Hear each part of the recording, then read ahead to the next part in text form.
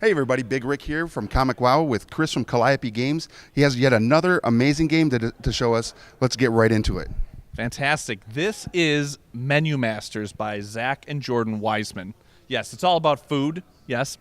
So this delicious game is from our Titan series, and this is a game about trying to put together the best menus and be the greatest chef or menu master. So the way this game is going to work is everyone is going to get a chef card like this, and these are all different colorful chef characters. Here's Chef Juan Sandoval, who also is on our first player token that you'll pass around throughout the game. So everyone is a chef. You're going to get 6 of these coins, and then you're going to get some of these menus. There will be 2 secret ones you hold, and there will be 3 that are community cards. Anyone can try to complete these. On your turn, you'll also have 4 of these. Let's say I'm Chef Juan and I'm green. On my turn, I can go to these stores. There's a produce stand, there's a butcher shop, and there's a bakery. I can get in line at these places to try to buy something from the store to complete a menu.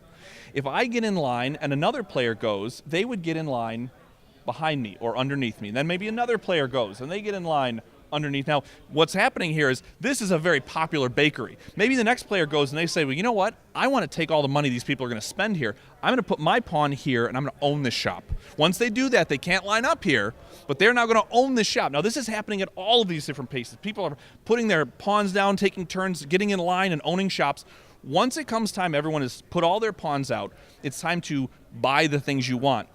It's going to start, the first person in was green. It's going to cost him 3 to buy one of these items because there's 3 pawns in the line. So they would have to spend 3 coins in order to get one of these things. So maybe they get this fudge cake. Now they'll take their pawn off, and then the next person gets to go, and it's going to now cost 2 to get one of these remaining items. So the selection gets a little bit weaker, but it's going to be cheaper to buy. So there's a little bit of a market give and take thing going on there. So it's going to go on like that. They'll buy, or they can choose to pass, and people will collect cards. Now, you'll notice that there's a star value on each of these cards.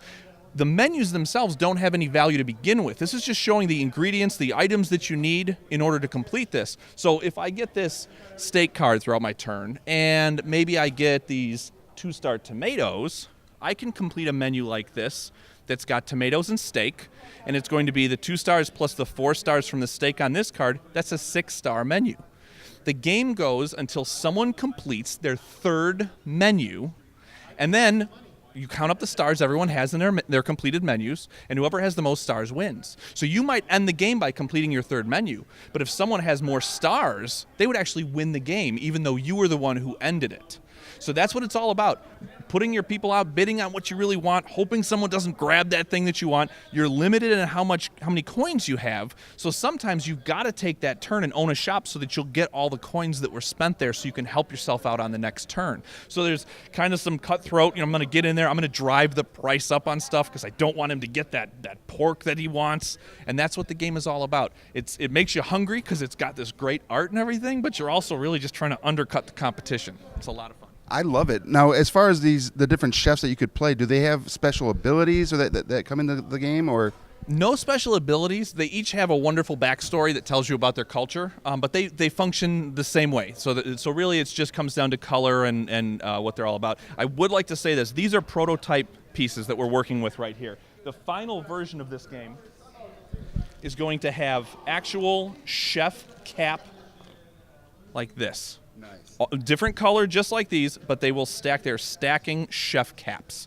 So these are prototype. This is the finished stuff, and it's fantastic because you're actually stacking up the chef caps like that. Now, if I were to sit here and play, and we had every chef at the table is playing, is there anything extra that might come into play?